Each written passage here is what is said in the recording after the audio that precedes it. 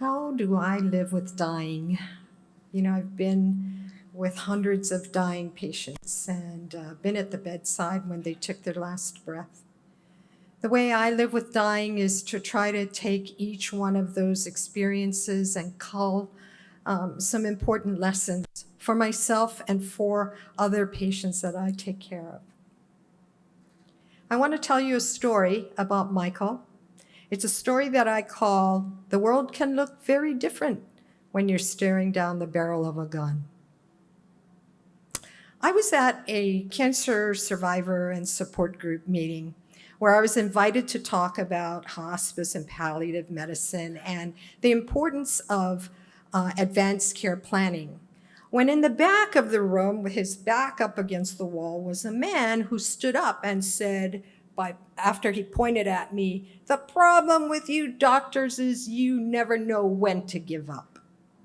People have to die, it's a part of life. Get over it. We have to die in order to make room for the next generation." So after a little back and forth with him, during which I got pretty frustrated, I decided to leave him with this thought. I said, what I've seen, dying is a very personal thing. Everybody goes through it in their own unique way. So when it's your turn to die, you get to choose how you go through that experience. Fast forward 2 weeks, I'm in the hospital, very busy morning. I get a call from my surgical colleague who says, "Would I go see this guy in room 215? He's asking for me." I don't recognize the name.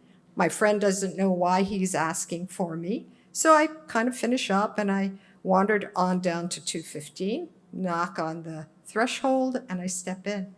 "Hi, I'm Dr. Seitz. I understand you want to talk with me."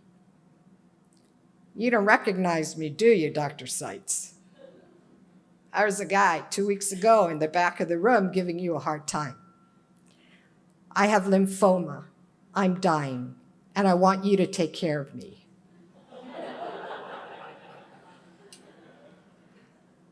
Take a deep breath, I pull up a chair, kind of shake off that frenetic energy of a very busy morning and way too much coffee, and I sit down. "Tell me what's going on." His name was Michael, and he was a university professor of the biological sciences. He had had lymphoma for a number of years, which he managed with medications. Occasionally he had to go into the hospital, but by and large he was able to lead a very active and productive life. He had many interests, including music. He was quite a jazz and opera aficionado, and he often had people in his home where he would teach them about music.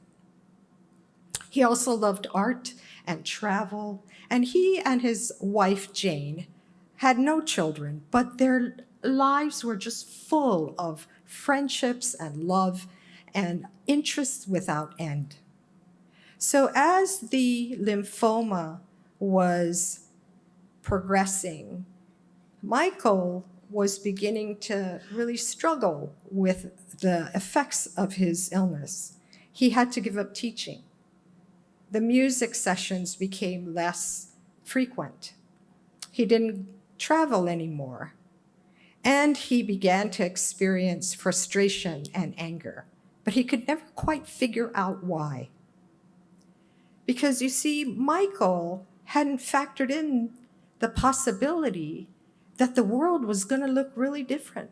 Because after all, he was a highly educated guy, never met a problem he couldn't solve in all of his life. And yet he was staring down the worst unsolvable problem he had ever encountered in his whole life, his dying. And he didn't know what to do about that.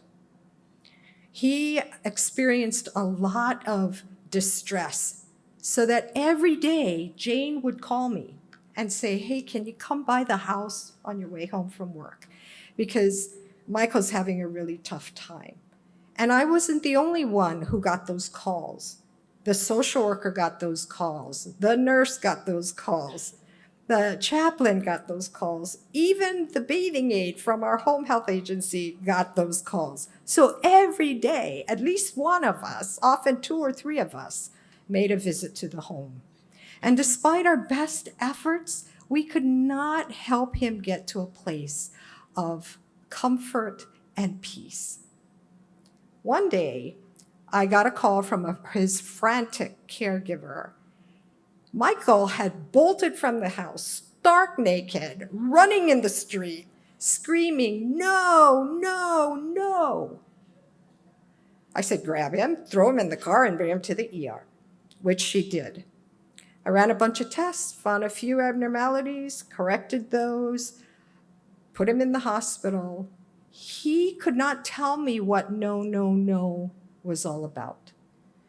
He couldn't hardly remember that he was running out in the street, much less that he was naked, which was probably a blessing because he would have been mortified.